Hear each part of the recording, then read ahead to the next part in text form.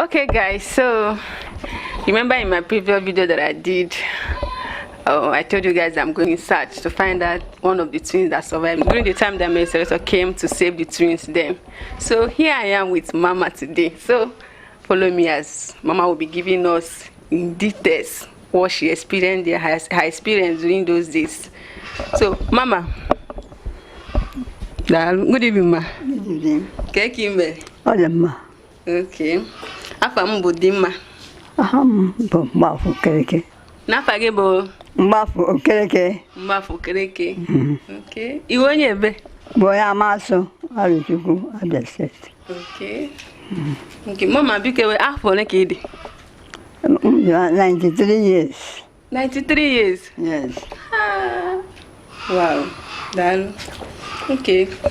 Abịa m ka m jukene gị ka ọnọdụ unu si dị mgbe ahụ maka na o nwere ihe akọwara maka mgbe ndị ishi ahụ na ndị ejima nọ na-aba ama ejima mgbe ahụ egbuo ofu.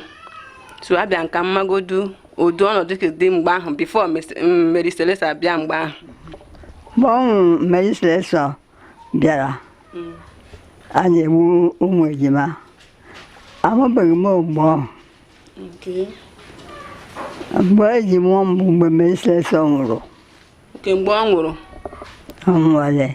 Ọ dị ndị na-ejeri ozi na-abịazi bịa kpọrọ m.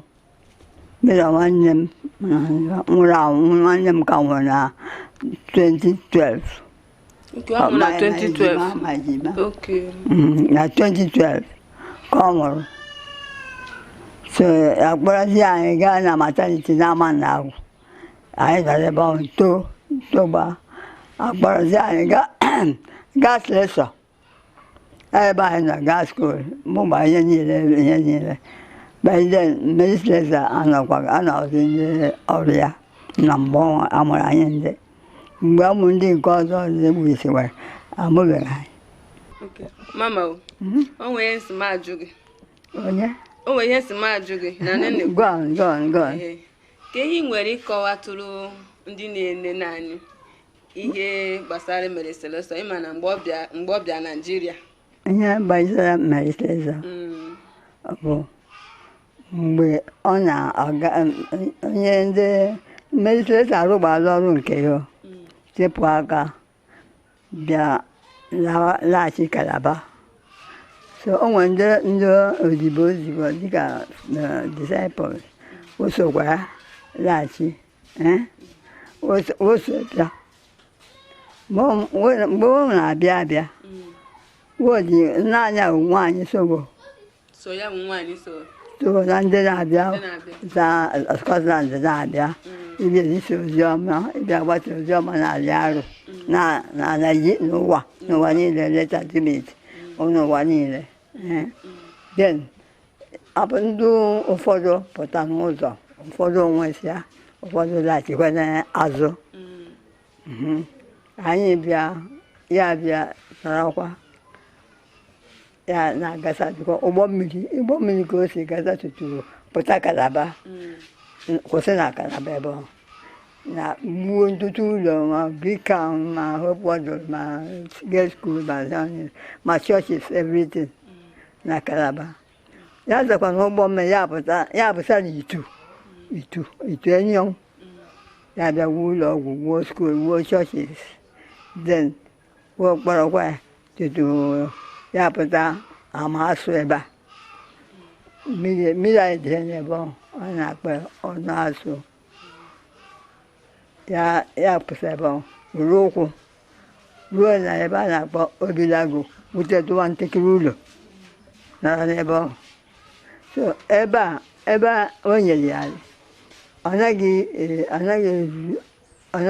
ya ọ dịghị ukwu ya hapụ ebe a gazie za ori nkịta ebe ebe o nyere nnukwute arị n'ebe ọ ya gwuo nnukwute ụlọ wuo ma schools ma churches ihe niile n'ebe ọ bifo ya bịa ama na agwụ ebe a wuokwa then gaa na Slessor wuo girls school abụghị boarding school. Boarding school bụ boys and girls boarding school nke girls. Ebe ọ nke anyị ndị na-anọdụ too nwa agbọghọ ezipụsịkwa anyị. Anyị na-apụ esi gba na Slessor. By then, mgbe anyị ji pụ esi na Slessor, wendele abịa. Ndị nwụrụ anwụ kwara mmụọ, ndị dị ndụ ga-edu. But at moment, ama m ma dị ndụ anwụ anwụ. Ke afa chọọchị o mepere mgbe ahụ ma ị na-erota afa chọọchị o mepere mgbe ahụ izizi. Ahụ Mgbe Mary Slessor bịa chọọchị afa chọọchị o mepere mgbe izizi ahụ bịa. Afa chọọchị bụ na Scotland Mission, Church of Scotland Mission. Church of Scotland Mission. Yes.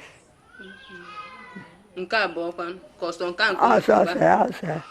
Then after I turned, I was there, another was Presbyterian Church. Oh, ya maka tọn dị na Another Presbyterian Church. Yeah. Ka ebe unu na-eme mgbe ahụ na chọọchị unu na-aga ezisa ozi ọma ka mgbe ha Church of Scotland Mission anyị ndị ga dịbụ obere. Anyị dịbụ obere. Ọ ndị big girls ọ bụ ndị na-agagharị ezi ozi ọma. Mgbe ahụ isi na onwe mgbe ndị ọcha bịa duru unu gaa Katsina na Kano ịga arụ ọrụ. Mgbe ọhụ anyị etokwu ka ọrụ na-arụ mgbe ahụ. Nọọsụ. Oke nọọsụ. Ha na-azụ unu na nọọsụ mgbe ahụ. Gị na nwanne gị so mgbe ahụ. Nna m. Sọsọ gị. Oke nwanne gị nọ ebe a mgbe ahụ. Nwanne m nọ n'ebe maka ahụ adịghị ya. Oke ahụ adịghị ya mgbe ahụ. Nwanne m nke a nwụrụ anwụ. Ọ na pikchọ ebe a. Ka ndị ọcha nabaziri. Ka ndị ọcha na-atụzikwa onye na-ezikwa anyị. Onye ọbụla chọrọ n'ụzọ ya. Oke unu na-arụ mgbe ahụ a na-akwụ unu ụgwọ. A na-akwụ anyị ụgwọ. Ọ da-akwụ unu ụgwọ. Mba. Ka ndị unu na-azọ mgbe ahụ. Ọcha anyị na. Ndị unu na-azọ n'ọya mgbe ndị ọya ka. Ụmụ ma ndị anya. Ndị anya. Ma ndị ekpenta. Ekpenta. Different kinds. Ọ maka unu na-etiriti mgbe ahụ. Ndị ọcha anabazi unu anachitewezi ahụ. Anyị na-achị anyị ọbụla nyere anụ be ha. Hapụzie ndị ahụ ebe a. Hapụzie ndị obodo ha. Ha zọwazi onwe ha. Na ndị ọcha anabago. Ndị ọcha ndị bịakwara abịa n'akwa. Nke ihe ọzọ ị akọwatụrụ anyị maka ihe ejima ahụ unu gabigara mgbe ahụ. Ihe anyị gabigara bụ mgbe anyị ndị pụtara anyị ataghị oke ahụhụ. Anyị ataghị ahụhụ mgbe a mụrụ anyị ndị anyị ataghị ahụhụ. A na-elekọtazi anyị anya mgbe anyị nọ na Amanagụ bifo abịa kpọrọ anyị gawa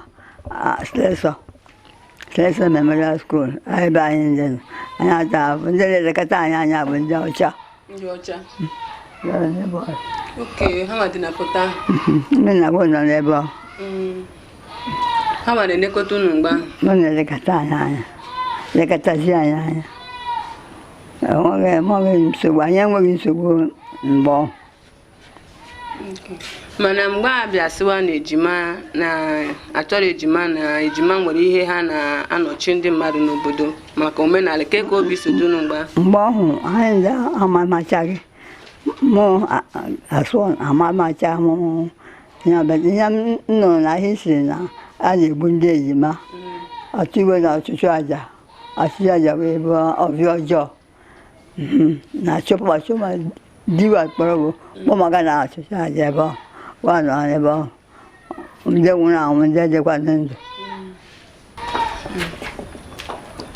Ke ihe nghọta mgbe a na-ekwu maka mgbe ndị ọcha bịa a na-enwe dịka slave trade mgbe ahụ a na-erefu ndị mmadụ. Mgbe ahụ na-eme slavery amamacha m ya amamacha m about it. Mama m ikike onye gbara that slavery na twins a gakọta Mary Slessor kwụsịrị ya. Ọ Mary Slessor kwụsịrị ya bifo ya bịa bụ. Mgbe ọ bịa ka ọ bịa kwụsị. Mgbe ọ bịa kwụsị ihe ahụ niile ma slavery ma twin ma igbu ụmụ ejima. Ọ Mary Slessor kwụsịrị ya bifo ya bịa rịọ ọrịa na-arụ ebe a lazie Kalaba ga mmụọ Okay, na-aza Calabar gan. Okay. Mana Mary Slessor bụ onye Scotland. onye Scotland. Onwe ka isi nụ ma onwe ka ndị mgba ha na-ana ma nwe ndị ejima soro ya wee na mgba. Ọ ndị ejima. Ọkwa anyị niile nọ na Slessor. Okay. Onye amụcha nke ndị achọ ahụ edulakwa ibe osi bịa ọrụ enye ya ọrụ in short onye ọhụrụ ọrụwa ọrụcha oto ya na n'ebe ahụ lụrụ di gawazie. Ka ihe nwere ịgwa ndị ejima kịta. Ndị ejima ndị otu m most of them anwụchaala. Adịkwa ndị mapụrụ sọsọ amaghị ofu onye ana onye ọnọdụ na ala bekee Ọ nọ ala bekee kịta. bụ onye ọ bụ. Ndị nke ọzọ jiri ezumike mmiri na ha so gaa skuul. Ndị ejima ibe m anwụchaala kpamkpam amapụrụ nna m. Ka ezi ka obi dị gị kịta na-adị egbuzi ụmụ ejima kịta. Ọ bidoro m ụtọ ebe a na-egbugbu anyị mụ ejima na ụzọ ihe ndị mmadụ na-achọ dịkwa achọ ugbu a. Ebe ma ndị na-amụ atọ ma anọ ndị mmadụ na-achọ anaghị emekwa ejino a na-ajụkwa ajụ pụọ a na-achọ a na-anamata. Mama ihe anyị ji ebe a na ihe onyonyo a emerela ji ị na-agụte ndị ọcha ọ dị ka ị gaa n'obodo oyibo. N'ebe a ọ bịara ịle ahụ Madam Arochukwu Kingdom Mary Slessor 100 years celebration 1915 to Amasị. Arochukwu. Ịmacha ndị a nọcha ebe a? Ọkwa ndị ọcha ndị bekee. Ndị bekee. Nke obi na ndị bekee obi from anyị bekee. Mgbe anyị meghere Mary Slessor International Center na Amasị ebe a. Okay, mgbe unu mewere the International Center ebe a. O bịara. Ọ gụnwa bụ ya? Ha mmụọ nke a. Ịmacha afa ndị ọcha gị na ha nọcha? Ama m abụ. Nwa makwa n'ụlọ nke m. Ha amaghịkwa nke gị? Ha amaghị nke m. Okay. Mgbe ha bịara ibisit unu onwe ihe unu na ha wetara unu for celebration? Onwe ihe ha wetara anyị obi emeghe ebe e nyere anyị were wuo Mary Slessor International Center. Gwụcha ya ọ bịara. Mana mgbe a Mary Slessor ngụ? Mgbe ọ hụrụ nwere ọnụ 1915 ka ọ bịara. 2015. To 2015? Ka ha bịara. Ị na-echeta mgbe ọ nwụ? Ọ nwụ na 1915. Akwa 1915. Okay, ya mgbe ọ nwụ 1915 na mgbe ọ nwụ. Making 100 years. Making it 100 years ọ dị mgbe ahụ. Wow.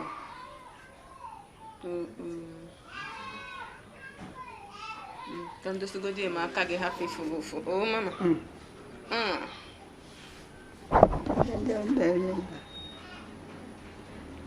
Mama o. Nkata anyị na-akpa na sta ezigbo ụtọ. Mụ ha na-amụtakwa. Masị ka njikwa gị ọzọ. Ka ehi ma maka ị nwere ike ịkọrọ m maka Mary Slessor maka na mgbe ahụ bịa mụnwa nụ nọwa ezigbo mmadụ ka ọ bụ. Ọ na-enyere ndị ochie, ọ na-enyere ụmụ agadi ndị enweghị nne na nna. Ọ na-enyekwara ha aka. Ọ na-edurukwa ma ụmụ nwaanyị ma ụmụ nwoke. Ọ na-eduru, ọ na-enyekwa ha ma ndị onye ma akwa every Christmas ọ ga-kecha ha n'ihe niile. Anyị ma mgbe anyị nọ n'ebe ahụ anyị dị nta every Saturday ọ na-ebu anyị ndị anyị agaghị ege ma ndị agadi biwa na nearby. Anyị na-aga ebe ahụ na-ekecha ha ma mmiri na-echiwara ha mmiri anyị gbara ha nkụ. Okay, unu na-aga echiri ha gbarụ ha nkụ unu na-echi n'ọsọ nkụ na mmiri na butere ha ndị every Saturdays. Nakwa na asị nọ ezigbo mmadụ nọ eziokwu nọ ezigbo mmadụ n'eziokwu. Mary Slessor bụ ezigbo mmadụ. Ihe m chọrọ ịjụ gị kịta ịma na mgbe Mary Slessor bịa oke na na-ekwu mgbe ọ bịa nwere nchọrọ ịjụ mgbe ọ bịa ka ọ kwụsịrị igbu ụmụ ejima na ndị ohu ka ọ kwụsịrị igbu ma ndị ohu mgbe ahụ na mgbe ahụ ọ bịa kwụsịrị igbu ndị ahụ ịma na gị na ejima gị so nọzụrụ ndụ maka na ọ bụ na ọ bịa hụ onwe ike ọ bụ na karịa edo na o mechara nke ọhụ o gbuchara ndị ohu ya kwụsịzie ha then ya ọrịa yawa oke ka o mesịrị nke ahụ ka ọrịa yawaziri ya ya na ndị odibo bịazie bụ anyị ndị n'ebe a kpọrọzie anyị kpọzie unu Nwafọrọ anyị debọrọ jewezi ebe gaa na maternity ga-adọtụtụ ụmụ ejima anyị n'ebe ahụ ka dewe anyị n'ebe anyị too ebe agaghị meji gawa skuul ya bịakwa kpọrọ anyị abịa akpọfu unu n'aka ndị mụrụ unu gawazie ebe ahụ ga-adosa unu maka megbu unu ma ndị onye na-egbu anyị by then mgbe a na-akwụsịghị ya akwụsịgwere anyị na-aga skuul ebe ka ihe nwere igwe ndị na-enwe ndị na-ene na ka ihe nwere igwe ha kịta anyị mere wee mere bịa leta ma ha bịa leta gị anya leta na ya ma gwakwara ka isi adị m mma ịdị mma ahụ siri gị ike ahụ siri ike bete dị mma so ị na-agwa ha bịa leta gị ndị happy ịdị happy okay ọ masị unu bụ a leta ya o na ya dị happy ha bịa pay gị visit ka gị na ha kparịta nkata wee mere bịa pay m visit na ha bịa kparị ọbụbọ anyị ọbụla mara daa ibe ya mara onwe daalụ o thank you ogologo ndụ na-arụ isi ike God bless you. God bless you. God bless you. Bless you too, ma. God bless you. God lead you. Amen. No weapon fashioned against you will prosper. Amen. Thank you very much. Thank you. I'm happy to see you. Yeah, I'm happy to see you too. Thank you, ma. Thank you, ma.